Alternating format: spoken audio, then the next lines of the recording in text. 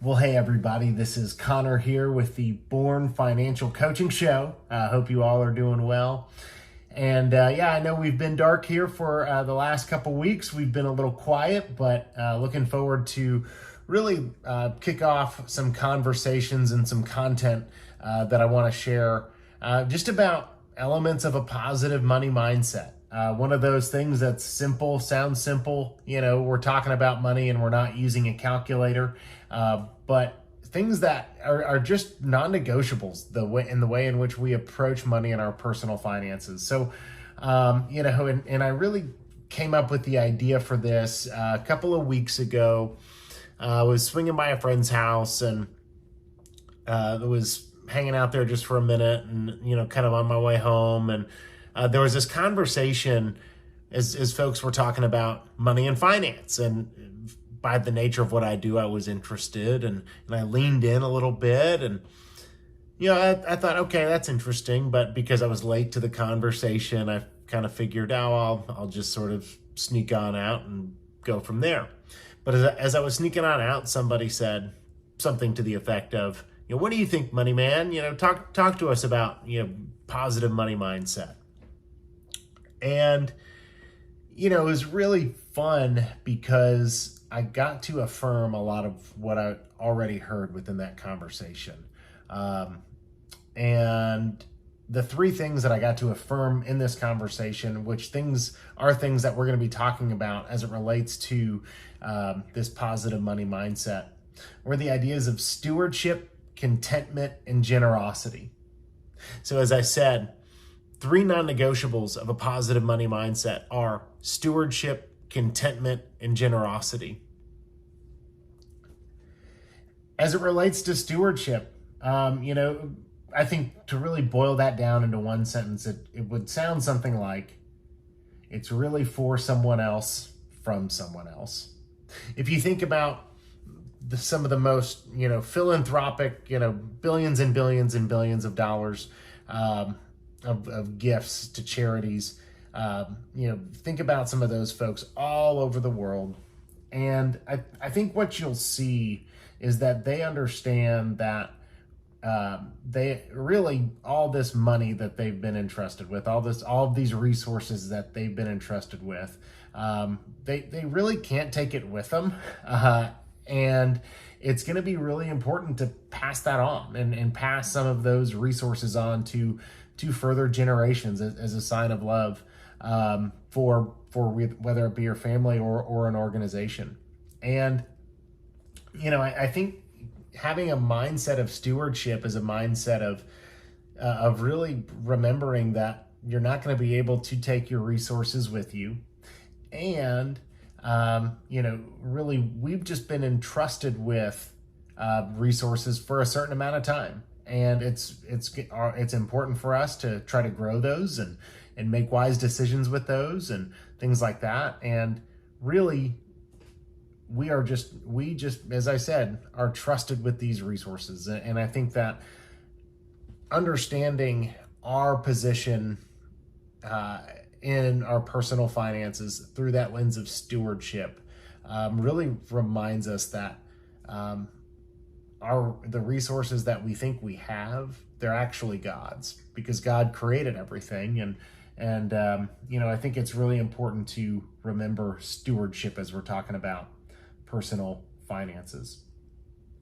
Number two, I think contentment is incredibly important as it relates to personal finances. And to really describe what I mean by contentment, I'll share a brief story, kind of a fun tongue-in-cheek story. It was the summer in between my freshman and sophomore year of college.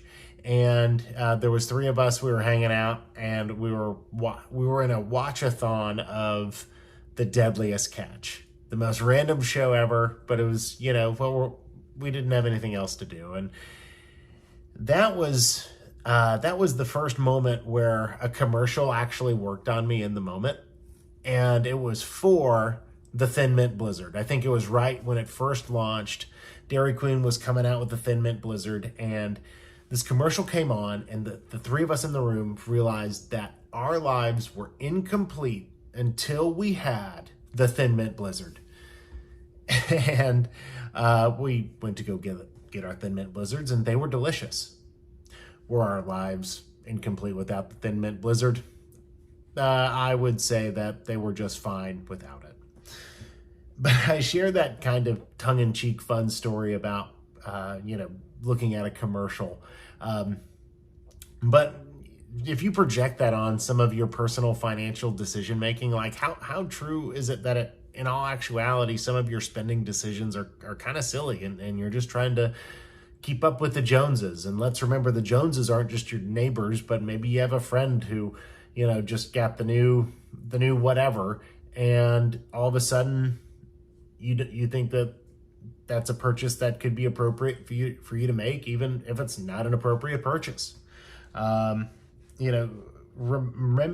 Acting with contentment is acting in such a way where you keep your long-term goals in mind, right?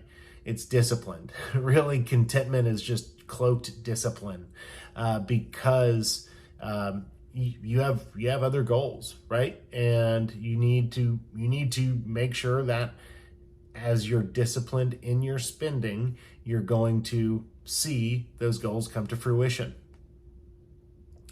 And number 3, and one of the things that I think is most fun to talk about, really, and one of the things I'm looking forward most to talking about, is generosity.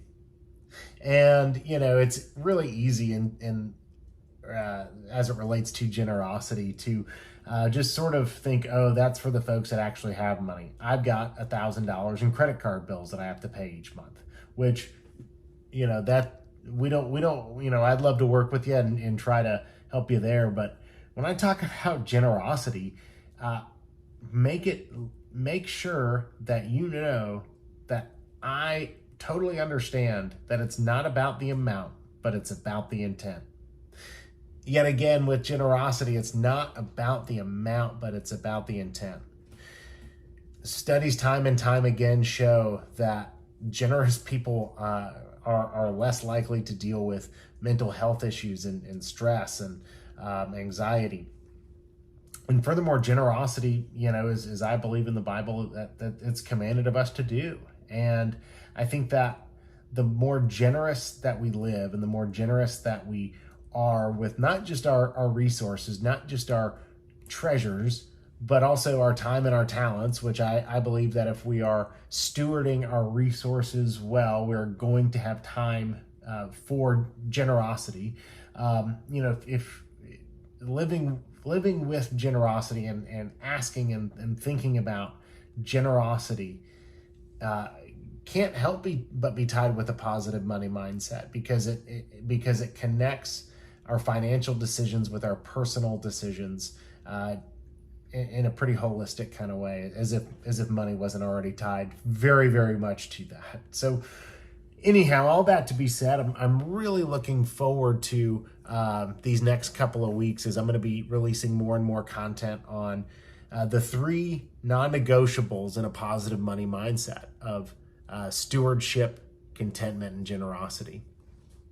As always, if you're listening to this episode and think, man, I'd like to not just get out of debt, I'd like to not just, really get my budget nice and tight, but also talk and think about what a generous lifestyle could look for me, or what does living with contentment look like.